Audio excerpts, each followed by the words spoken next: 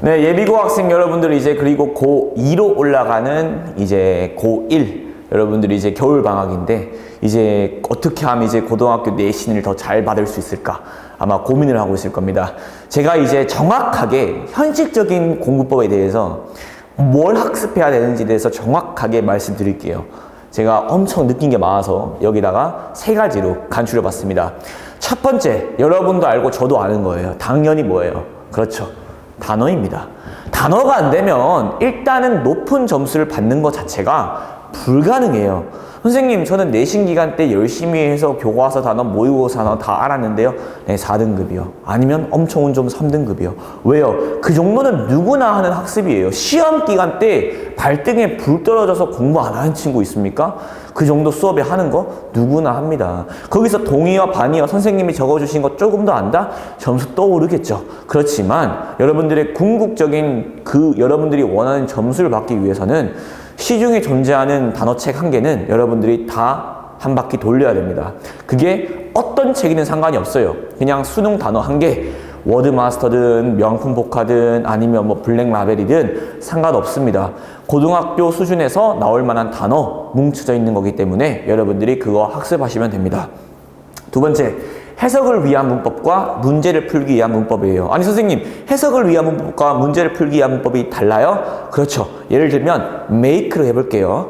make가 해석을 할 때는 정말 중요한 게 뭡니까? make 뒤에 어떤 게 나오냐에 따라서 뭐뭐에게 뭐뭐를 만들어주다, 뭐뭐를 뭐뭐로 만들다, 뭐뭐를 뭐뭐하게 만들다, 이런 식으로 해석이 전부 달라지잖아요. 이게 여러분들의 고등학교 내신 기간 때 해석의 속도를 올려주는 핵심 장치가 될 거예요. 근데 이게 안 되어 있는 친구들은 일단은 해석부터 막히니까 스타트를 딱 끊었을 때 남들과 같이 달릴 수가 없어. 그때도 계속 천천히 걸어가야 되니까 남들 친구가 막 달리고 있을 때 해석 잘 되는 친구가 그때도 여전히 천천히 걸으면서 남들이 공부 다 끝내고 다른 과목 공부하거나 아니면 더 깊은 부분을 공부할 때 계속해서 두 번째에서 막히는 거예요. 그래서 여러분들이 지금부터라도 해석을 위한 문법은 확실하게 해주셔야 됩니다.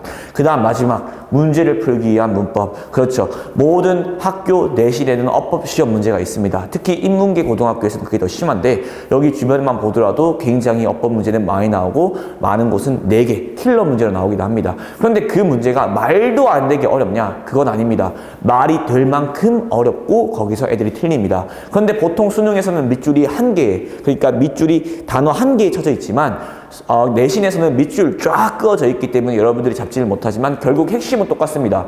수능에서 밑줄이 그어져 있는 것과 내신에서 밑줄이 그어져 있는 것 중에서 그 공통점이 있단 말입니다. 그래서 여러분들이 예를 들면 이번 시험에 make 뒤에는 목적어 뒤에 동사 원형이 나오죠. 사역 동사니까. 그런데 애들이 사역 동사니까 동사 원형만 외운 거야. 그런데 시험 장식이 어떻게 나왔어? make가 allow로 바뀌어 나왔습니다. 그러면 동사 원형이 아니라 투부정사를 써야 되는데 애들은 동사 원형만을 외웠으니까 동사 원형 오케이 괜찮아 하고 넘어가 버리지만 거기서 문제가 발생하는 거죠. 그래서 선생님이 항상 얘기하는 게 뭐냐면 뒤에 동사 원형을 잡았다. 그럼 앞에 있는 make랑 연결시켜라. 즉 링크를 걸어라고 항상 얘기를 합니다. 그래서 문제를 풀기 위한 링크를 걸 수 있는 문법을 여러분들이 학습을 해야 됩니다. 선생님, 그러면 모의고사 문제나 순서 삽입이나 이런 건 안 풀어도 돼요?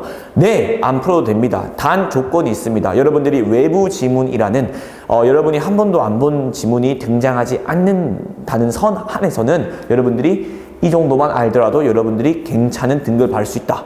지금 여러분들이 1학기 때 받았던 거 혹은 여러분들이 기존에 여러분이 고등학교 지나갔을 때 받을 성적보다 특히 1번만 잘 돼도 훨씬 더 높은 성적을 받을 수 있다입니다. 왜냐하면 2번이랑 3번은 그래도 나름 여러분들이 시험 기간 때 너도 나도 다 합니다. 근데 대부분 학생들이 놓치는 게 1번이에요. 학원 선생님들께 하는 말이 있습니다. 애들이 단어만 잘 외워도 단어만 잘 외워도 단어만 잘 외워도 역시 단어다. 시험 끝나고 나면 애들이 저한테 항상 전화가 옵니다. 선생님, 단어만 알았으면 그런 전화 수백 번, 수천 통 받아봤습니다. 여러분들이 해야 되는 거는 단어예요. 선생님, 단어 어떻게 외워요? 그냥 외우세요. 아니, 그건 다 아는 거잖아요. 예. 그렇습니다. 다 아는 거예요. 다이어트 하는 거, 덜 먹고 더 운동하면 되는 거 누가 모릅니까? 근데 하는 사람은 정해져 있죠. 하고 나서 나중에 제가 현실적인 단어 외우는 법을 알려줄 수 있는 거니까 일단은 외우세요. 여러분들이 외워보다 보면 결국에는 머릿속에 들어간 단어가 몇 개씩 생겨요. 그걸 몇 바퀴 돌리면 결국 수능이라는 단어, 그리고 고등학교 내신 단어는 정해져 있는 거예요. 정해져 있는 거. 그렇기 때문에 여러분들이 어느 순간 항아리에 물을 가득 채울 수 있을 겁니다. 그리고 나서 항아리에서 물이 조금 새는 것만 여러분들이 다시 메꿔주면 되는 거기 때문에 일단 단어 무조건 여러분들이 이번 방학 때 해야 되는 제일 첫 번째 우선사항입니다. 혼자 외우기 힘들죠? 친구랑 같이 외우던지 테스트 해주던지 아니면 학원 가서 학원 숙제 제대로 하던지.